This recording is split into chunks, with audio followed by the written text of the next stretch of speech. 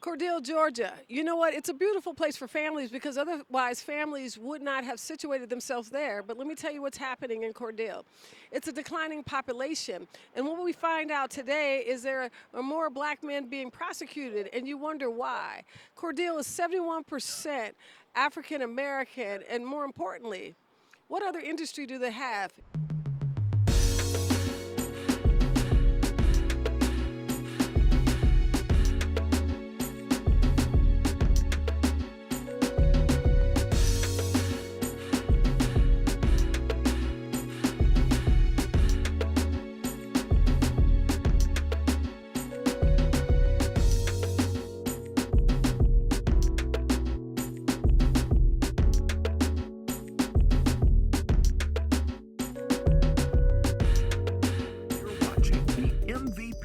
TV network. So tell me, Charles, this all kind of began when you were driving in a car that just happened to not be yours and you ran across a road trap. What was it? Well, ma'am, it was a illegal roadblock that was placed at an area where we all migrate at on Mother's Day, because I was arrested 5/11/2014 on Mother's Day inside of Cordele Veteran State Park. There was an illegal roadblock set up by the state troopers along with local police officers, sheriff deputies from Cordele area. And the roadblock itself was illegal. Based upon the report and based upon my knowledge, is that the U-turn that he say I committed on top of a hill, there's no such law in Georgia. So that means that you're going to go back, and you're going back right now to experience justice. Yes, ma'am. And also to bring awareness of how that roadblock was illegal and how the Superior Court judges in Cordele were justifying the district attorney's means of standing inside of a courtroom to prosecute an innocent man that has not committed no crime. Right, and tell us about the affidavits that you had that said that they found something that of course wasn't yours, but when you went to the crime lab, they told you they didn't even know what that was. Still to this day, we don't know what that is, that they trying to prosecute me on a third time. So in order for me and my legal team and family to get the right correction, we have to have the records. And that roadblock was illegal. I'm gonna keep repeating that because I want everyone to understand that Georgia have 5 ways of making a roadblock illegal. I committed neither one of those. And as this case continues to go on, you guys will continue to see the corruption and the conspiracy done by the district attorney's office as well as the Superior Court judges in Cordele, Georgia. I would hope that the prison system wouldn't be the only way for Cordele, Georgia to make money. I am so excited to hear your story. To me, it's like a documentary of what's happening in Cordele. When I read your shirt, it says, "We the people demand equal justice" in Georgia, but this is Cordele. And then it even pains me a little bit more when I find out that this has been happening since you were a young youth. Not only you, but countless of others in Cordele. And when I look at Cordele being 71% black, tell me the story. Well, I am a native of Cordele, Georgia. And Cordele has its major ups and downs.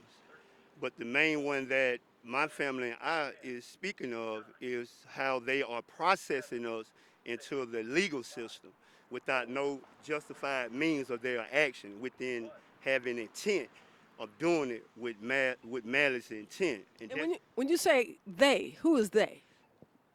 The judicial circuit, meaning Superior Court judges and district attorney's office.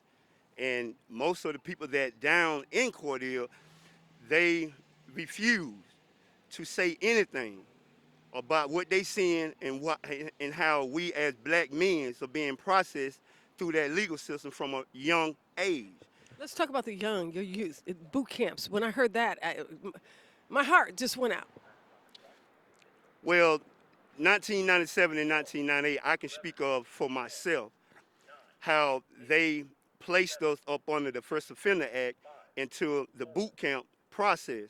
meaning the First Offender Act for the 90 days to 120 days in boot camp, which to me and my family, it was like a shock unit where the kids come in young, not knowing what they getting themselves into, and they shocking them and how they come out screaming, hollering, placing their hands nearly on you and just shocking you through that system, which is unconstitutional, and that boot camp is locked down. It's closed down.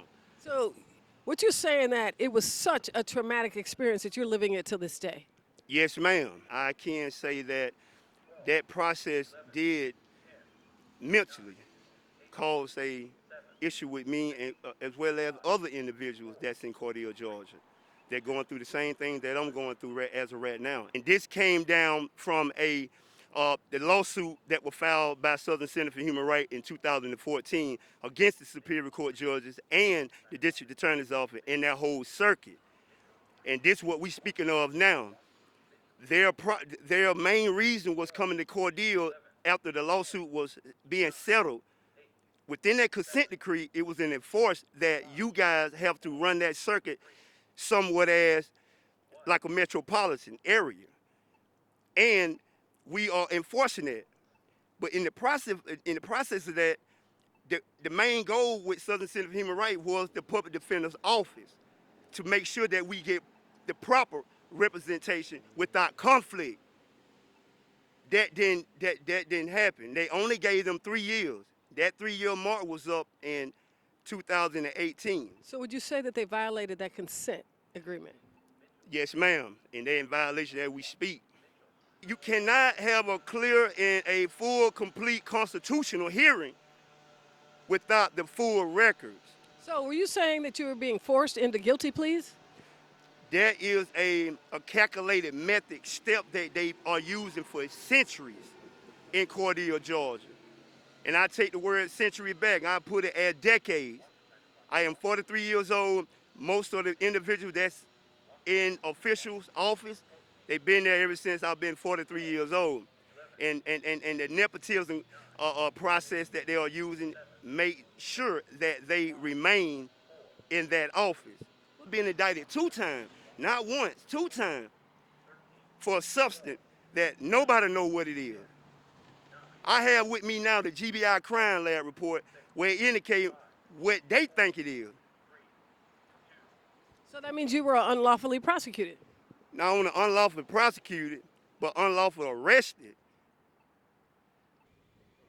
So tomorrow, we're hoping to go down to Cordele to make wrongs right. And I'll tell you, I have something right here that started off when these young men were young. It says plaintiffs are poor adults and children facing prosecution in the superior and juvenile courts of the Cordele judicial system. Let me tell you, if that's not the worst travesty ever before, to have a perpetual recidivism, I don't know what is. Tomorrow we'll be in Cordele. We would hope the citizens of Cordele are not being used to fund the city.